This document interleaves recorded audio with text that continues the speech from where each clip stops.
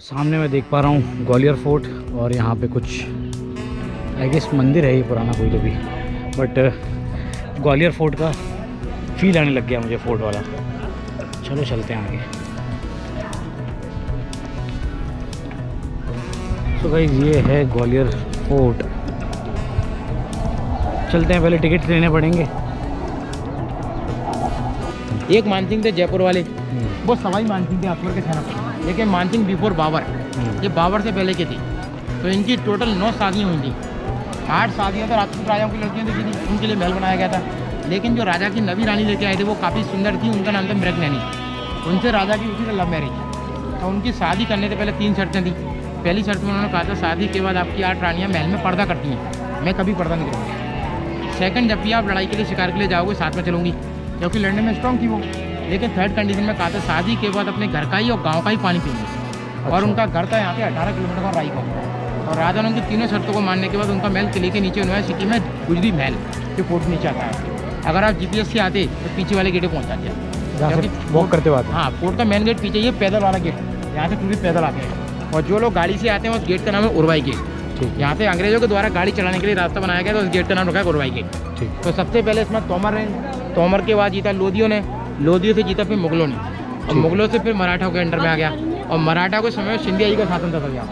तो सिंधिया फैमिली यहाँ की नहीं थी। Scindia coming from Maharashtra, Maratha. ये शिंदे थे, शिंदे से अगले सिंधिया हुए। तो ये सर उनके बॉडीगार्ड रूम थे। यहाँ उनके बॉडीगार्ड सोल्जर रहते थे महल की रक्षा करने के लिए। यहाँ से राजा अप एंड डाउन करते थे। हाथी प्लेटफॉर्म, ये देखिए सर, हाथी के लेवल का है। यहाँ हाथी खड़ा करते थे, हाथी के ऊपर जो सीट लगाती थी उसको बोलते हैं ओधा, अंबारी, यहीं से बैठ कर निकल जाती थी। तो राजा के लिए होते थे बड़े बड़े ओहदे, लेकिन रानियों के लिए होती थी बंद वाली पालकियाँ, ताकि रानियों को कोई ना देख पाए। बिल्कुल। जो कोई गलती थी अगर रानियों को देखने की कोशिश करता था, इनकी आंखें फोड़ दिया, गर्दन काट दिया। तो रानी हमेशा बंद पालकी में जाती थी। और सामने आप जो कैनन देख रहे हैं, ये ब्रिटिश कैनन है सर। ओके। ये टूरिस्टों को दिखाने के लिए रख दी गई है। इसमें 8 धातु मिक्स हैं। इसमें लोहा, तांबा, पीतल, कांसा सब कुछ मिक्स है। अगर ये लोहे की होती अभी तो जंग हो जाती। तो यहाँ टूरिस्टों को दिखाने के लिए रख दी गई हैं। कुछ तोपें सिंधिया स्कूल के अंदर भी रखी हुई हैं। अभी आपने गाड़ी से एंट्री की होगी, इस गेट पे नाम है सिंधिया स्कूल, जूनियर स्कूल। हाँ, जूनियर हाउस तो आगे है, सीनियर सेकेंडरी पीछे है। तो सिंधिया स्कूल यहाँ का बोर्डिंग स्कूल है। आपने नाम भी सुने होंगे, सलमान खान, अरबाज खान, यहीं से पढ़ के गए। बिल्कुल। काफ़ी पुराना स्कूल है, 1897 का फाउंडेशन है। इसकी ये इंडिया के टॉप 5 स्कूलों में गिनती में। जो उनका टाइमिंग पीरियड लिखा हुआ है, इस पैलेस का नाम है मान मंदिर palace, built in the reason of राजा मानसिंह। 1486 से 1516, 30 साल तो उसको बनाने में लग गए। तो उसके बाद 1523 में लोधियों ने जीत लिया, 1526 में मुगल बादशाह बाबर ने जीत लिया इसको। तो बाबर का पर्सनल महल तो आगरा दिल्ली में थे, लेकिन यहाँ बाबर के द्वारा एक पुस्तक लिखी हुई है, बाबरनामा। बाबरनामा पुस्तक में महल की सुंदरता का वर्णन किया गया था। बाबर ने कहा था इसमें अलंकारी हीरे वगैरह कॉपर की प्लेट लगाई गई है, ये बिल्कुल अद्भुत है। और पूरा पत्थर लोकल का, ये सैंड स्टोन बलुआ पत्थर में है। इसमें आपको गर्मी नहीं लगेगी। अंडरग्राउंड में बहुत ठंडक है। देखिए एग्जाम्पल आपको देखने में लग जाएगा, ये देखिए कोई गर्मी नहीं लगेगी इसमें, आधी ठंडक।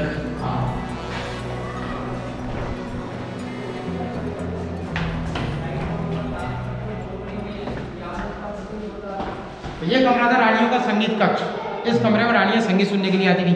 और राजा की रानियां करती थी पर्दा। पर्दे घूंघट वाले नहीं होते थे, पर्दे होते जाली झुलक वाली थे। क्या बस जाली के पीछे फर्स्ट रानी बैठती थी, सेकंड के लिए सेकंड, थर्ड, फोर्थ, फिफ्थ, 6, 7, 8। तो 8 रानियां हमेशा 8 जालियों के पीछे बैठकर संगीत सुनती थी। और यहाँ संगीतकार उनको संगीत सिखाने के लिए आते थे। संगीत गायक कलाकार थे बैजू बावरा। बैजू बावरा रानी को संगीत सिखाती थी। रानियाँ तो उनको ऊपर से देख सकती थी, सुन सकती थी, लेकिन संगीतकार रानियों को नहीं देख पाती। और जो कोई गलती से अगर रानियों को देखने की कोशिश करता था, उनको टॉर्चर किया था। ये देखिए स्टोन अभी ठंडा है, इतनी रोशनी पड़ने के बावजूद भी देखिए ठंडक है। देखिए 515 ईयर ओल्ड सैंड स्टोन, बलुआ पत्थर। और उस समय क्या है, इसमें कोई सीमेंट का प्रयोग नहीं हुआ है। उस समय गोंद, चूना, गुड़, दालें, उनको पीस कर मिक्स कर बनाते हैं। तभी तो देखिए मजबूती अभी भी। उड़द की दाल वगैरह। हाँ, उड़द की दाल वगैरह। और सीमेंट वगैरह होती तो सबसे कमजोर होता है सीमेंट। सीमेंट के बनाए हुए घर ज़्यादा समय के लिए नहीं चलते। उसकी बिल्डिंग आपको 70 से 80 साल में रिपेयरिंग करानी पड़ेगी।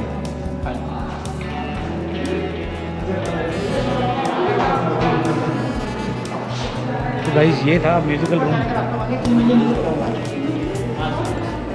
ये है राजा का पर्सनल सीक्रेट मीटिंग हॉल, दीवाने खास, जिसमें राजा अपनी रानियों के साथ, मंत्रियों के साथ, फैमिली मेम्बर के साथ मीटिंग करते थे। तो ऊपर जो सीट देख रहे हैं आप गद्दी, वहाँ राजा बैठते थे।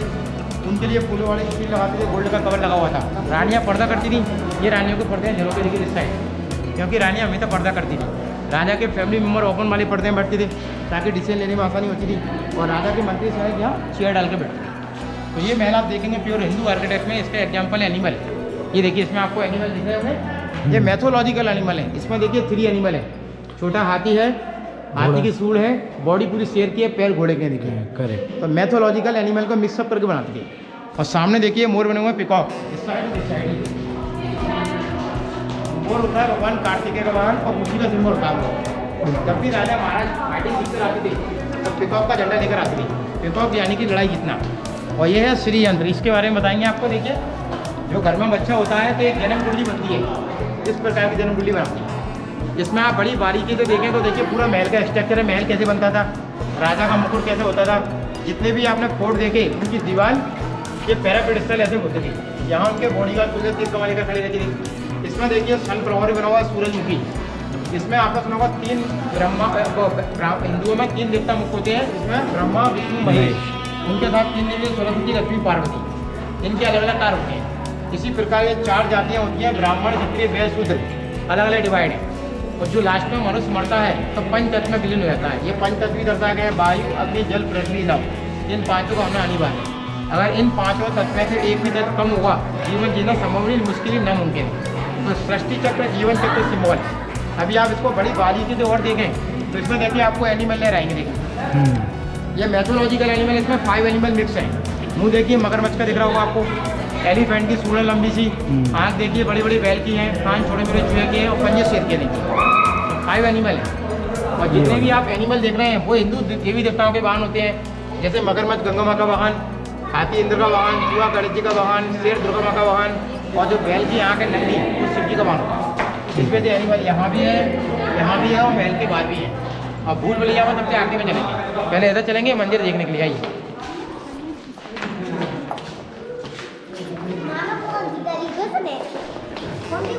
ये देखिए ना, इसमें भी टेक्नोलॉजी दिखाई देगी आपको। रुद्राक्ष, ये रुद्राक्ष होती है शिव जी की माला। इसमें देखिए तुलसी की माला भी है। बाहर देखिए पूजा की थाली बनी हुई है, चक्र का सिंबल है। ये पत्ता तुलसी का पत्ता है। तो आपको देखने में लगेगा ये मंदिर था, लेकिन इसमें डोर कहीं नहीं थे। यहाँ जो रिक लगे हो, यहाँ पर्दे लगाए। तो राजा के इस मंदिर का नाम था मान मंदिर। मान यानी कि राजा का नाम, मान थी मंदिर ये था। और पहले से यानी पूरा महल, इसके अंदर देवी देवताओं की मूर्तियाँ लगी हुई थी, तो यहाँ से हटा दी गई, ऐसा बुक्स में लिखा हुआ है। ये देखिए आप इसमें सिंबल दिख रहे हैं 1 2 3 1 2 3 1 2 3 1 2 3 1 2 3 1 2। इसमें टोटल 33 सिंबल है। तो आपने सुना होगा हिंदुओं में 33 कोटि देवी देवताओं का 33। हाँ, कोटि का मतलब 33। कोटि के 2 होते हैं यार, एक कोटि करोड़, एक प्रकार। उसमें 33 प्रकार की मूर्तियाँ लगी। ब्रह्मा विष्णु महेश सरस्वती लक्ष्मी पार्वती दुर्गा काली वाल्मीकि लक्ष्मी जंजन करते सभी देवी देवताओं की मूर्तियाँ थी। और जो पुराने समय के रंगीन होते थे शीशा और स्टोन होता था पन्ना। तो देखिए इसमें स्टोन लगी होती थी, शीशा और पन्ना लगा हुआ था। यहाँ से ब्रिटिश समय में हटा दिए गए। ब्रिटिश ले गए, ये अंग्रेज निकाल के ले गए, क्योंकि निकालने वाले अंग्रेज थे। आगरा फोर्ट में उन्होंने बिल्कुल, अगर आगरा फोर्ट में भी देखे होंगे आपने, सुंदरता देखी तो अंग्रेज निकाल के ले गए। और जो पीछे वाला हॉल देख रहे हैं ये उनका परिक्रमा हॉल था। वहाँ से राजा अंदर एंटर करते थे, वहाँ से एक को निकल जाते थे। तो राउंड लगाने के लिए परिक्रमा करते थे। और आपने सुना होगा मंदिर का समय आफ्टर नून में और नाइट में पर्दे लगाकर बंद कर दिया था। तो यहाँ जो रिंग लगे हुए हैं ओल्ड है, यहाँ पर्दे लगाकर इसको मंदिर को फट बंद कर दिया। अच्छा, ये रहता है। आइए अंडर ग्राउंड में मिलेंगे। सबसे अच्छा देखने वाला पॉइंट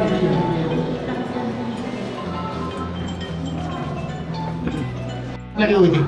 तो यहाँ से रिफ्लेक्ट होकर लाइट अंदर वाले कमरे में, यहाँ से रिफ्लेक्ट होकर लाइट नीचे वाले कमरे में। ये देखिए पुराने समय का फिजिकल, अच्छा, ओल्ड टेक्नोलॉजी।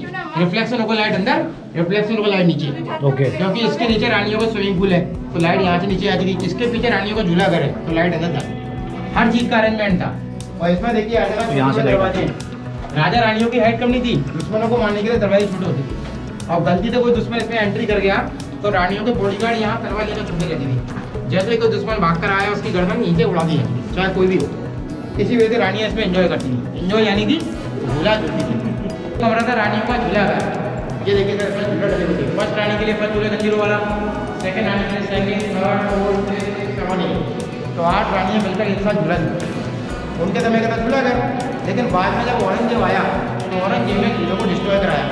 और डिस्ट्रॉय करने के बाद इसी रूम को बनाया था हैंगिंग रूम, फांसी का। तो बताते हैं औरंगजेब ने गद्दी के लालच में अपनी फैमिली को मरवाया था। अपने बड़े भाई को मारा था दिल्ली में, बीच वाले भाई को मारा था बर्मा में, और छोटे भाई को यहीं मारा था मुराद बख्श को। अभी देख रहे हैं आप ये सीमेंटेड हो गया है पहले क्या करते थे, यहाँ से लेकर वहाँ तक एक लंबी लोहे की रॉड लगा कर रस्सी बांध कर फांसी दी। तो बताते हैं औरंगजेब ने अपने छोटे भाई मुराद को यही फांसी देकर मरवाया। ओके। तो पहले क्या था, रानियों का दूल्हा घर, उस समय क्या बात होती नहीं थी, तो राजा रानियों को प्रोटेक्ट करने का सिस्टम था, होता था पाइपलाइन करके राजा रानियों को बुलाया करती थी। तो देखिए 500 साल पुराना टेलीफोन सिस्टम अभी भी ओपन में, देखिए अभी थोड़ा लाइट दीजिए मोबाइल की, ये देखिए आपको ओपन लगे ना, अंडरग्राउंड पाइपलाइन। तो एक पाइपलाइन यहाँ पर है, एक पाइपलाइन नीचे स्विमिंग पूल में है। तो यहाँ की हवा नीचे पहुँचती है, नीचे की हवा यहाँ की। तो यहाँ से राजा रानी को बुलाने का सिस्टम था, पुराने समय का कम्युनिकेशन सिस्टम। हवा लगाते थे, हवा नीचे, नीचे की हवा यहाँ, क्लियर हवा आती। तो इसमें जितने भी सर्कल हैं ये लाइटिंग के लिए होती थी, रिफ्लेक्शन, इसमें लाइट आती थी, सनलाइट। तो हर चीज़ का अरेंजमेंट था, बस रानियों को बाहर नहीं निकालते थे। This is old Gwalior city, ये पुराना ग्वालियर शहर है। अच्छा। और फोर्ट की ज़मीन से ऐड है 300 फीट, आप कितने फीट की हाइट पर है। ये रास्ता आप देख रहे हैं, यहाँ से लोग पैदल चल कर आते हैं। आप शायद यहीं से आए थे पैदल वाले गेट से, ये पैदल वाला गेट है, यहाँ से गाड़ियाँ नहीं आती हैं, लोग पैदल चल कर आते हैं। इस रूम में रानियाँ राजा के आने का वेट किया करती थी, ये उनका वेटिंग रूम था। जो हवा चलती थी काफ़ी ठंडी हवा आती थी, क्योंकि फोर्ट की ज़मीन से ऐड है 300 फीट, तो नेचुरल हवा आती थी। जब हवा बंद रहती थी तो ऊपर पर्दे वाले फैन लगे हुए थे, हैंड फैन, जिनकी दासियाँ आती थी नीचे चला करती थी। और रानियों की दासियाँ हमेशा यहाँ तलवार लेकर सेफ्टी करती थी, हिजड़े होते थे जो तलवार लेकर सेफ्टी करती थी। अगर विदाउट परमिशन कोई भाग कर आ गया, उसकी गर्दन नीचे काट दी, इसी वजह दरवाजे। अच्छा। ये सामने हॉल देख रहे हैं, बीच में गड्ढा है, चबूतरे पर झंडा लगा हुआ है। पहले राजा के समय का झंडा चौक था, आज भी झंडा चौक है। अच्छा। क्योंकि आज नेशनल फ्लैग लगाया गया 15 अगस्त को, अभी उसकी तैयारी जोर शोर से चली थी। अभी आपने सुना होगा प्रधानमंत्री की अभी योजना थी, हर घर झंडा। तो रानियों का नहाने का स्नान नरकुंड। अच्छा। और जब रानियाँ इसमें स्नान करती थी उस समय काफ़ी डीप था, इसकी गहराई 1 फीट डीप था नीचे तक। अच्छा। और वहाँ पे जो पिलर देख रहे हैं आप 12 फुट, इसमें पूरा पानी भरा हुआ था। उतरने के लिए स्टेप लगी हुई थी, फर्स्ट के लिए फर्स्ट स्टेप, सेकंड के लिए second, third, fourth, fifth, six, seven, 8। ये बाद में भर दिया गया क्या? ये भर दिया गया अंग्रेजों के समय में। और सब पकड़ने के लिए हर जगह देखिए चैन लगी हुई थी, जंजीर चैन। रानी इसमें सेफ्टी से स्नान करती थी ताकि रानियों को पैर स्लिप ना हो जाए। तो रानियों का इस कुंड का नाम था केसर कुंड, क्योंकि उस समय नहाने के लिए साबुन शैम्पू नहीं होते थे, केसर, कुमकुम, चंदन होता था। इस कुंड में केसर डालकर नहाती थी, इस कुंड का नाम था केसर कुंड। बाद में क्या हुआ, 1523 की फाइटिंग इब्राहिम लोदी से हुई, इसमें राजा लड़ाई में हार गए, नबी रानी भी हार गई थी। उसके बाद 8 रानियों ने इब्राहिम लोदी के आने से पहले इसको पहले पानी से खाली कराया, चंदन की लकड़ियाँ डालकर आग लगाकर इसमें जौहर किया था। जौहर यानी कि आत्म कहा, ये जौहर कुंड है, इसको ही बोलते हैं जौहर कुंड। जौहर यानी कि संघर्ष करके मरना। आपने देखा होगा जौहर बारे में, जौहर सबसे बड़ा जौहर कुंड चित्तौड़ का है, जो रानी पद्मावती ने किया था। उसके बाद यहाँ पर देखने में थोड़ा सेम लगेगा आपको, वो आपने देखा था मीटिंग हॉल, यह है डांसिंग हॉल। यहाँ राजा के साथ बाहर के लोग डांसर आती थी, यहाँ डांस होता था, यहाँ डांस होता था। वहाँ देखिए ओपन में राजा बैठती थी, राजा के आजू बाजू में तो दासियाँ बैठती थी, क्योंकि दासी हमेशा राजा की पंक्ति सेवा करती थी। राजा का चीफ गेस्ट वहाँ बैठता था सामने, लेकिन गेस्ट के लिए ऊँची सीट रखी जाती थी, देवो भवा। तो राजा से वो ऊँची सीट गेस्ट की होती थी, लेकिन राजा के मंत्री सेना भी यहाँ आती थी। तो रानियाँ सामने में बैठती थी, वो करती थी पर्दा झरोके, देखिए साइड और साइड। रानी हमेशा जाने के पीछे बैठा करती थी ताकि उनको कोई ना देखे। और उस समय लाइट तो होती नहीं थी, तो इसमें जितने भी खाली खाली पैकेट हैं, इस पर रंगीन ग्लास लगे हुए थे, शीशे, हरे, नीले, पीले, लाल, गुलाबी, इधर भी थे उधर भी थे। इसमें देखिए ऑयल डाल के लैंप लगाते थे, गड्ढे बने हुए थे रिफ्लेक्शन के लिए। इसमें जो आप कलर देख रहे हैं नीला कलर, जो ओल्ड कलर है। अच्छा। जो बोलते हैं मीनाकारी कलर, ग्लास, जड़ी बूटियाँ, पत्तियाँ, उनको मिट्टी से बनाया गया। प्योर हिंदू आर्किटेक्ट की बिल्डिंग है जो आपने देखी, तो पूरा स्टोन देखिए काफ़ी ठोस है। और स्टोन भी सैंड स्टोन 3 प्रकार के होते हैं, एक हल्का गुलाबी होता है, रेड गुलाबी होता है, एक रेड कलर का होता है। तो ये देखिए हल्का गुलाबी है, ये बहुत मजबूत होता है, अगर इसमें हथौड़े वगैरह ही मारे जाएंगे तो टूटेगा नहीं। तो आगरा फोर्ट में रेड लगाया वो नहीं है, रेड लगाया वो कमजोर है, उसमें आप हथौड़े वगैरह मार दो खिरता है वो। बिल्कुल, एक कमजोर वाला है, एक मजबूत वाला होता है। इस ग्वालियर फोर्ट को एक जिब्राल्टर ऑफ इंडिया के नाम से ही जानते हैं। अच्छा। जिनकी दीवारों को कोई तोड़ ही नहीं पाया, तभी तो बच गया है महल सुरक्षित है। नहीं आपने जितने भी फोर्ट देखे हैं उनकी दीवारें धराशायी हो गई है। ये महल की बिल्डिंग अभी भी देखिए, शीशे वगैरह लगे होते हैं वो टूट चुके हैं, ताकि बिल्डिंग उतनी पुरानी है। चलते पहले होते बाबू,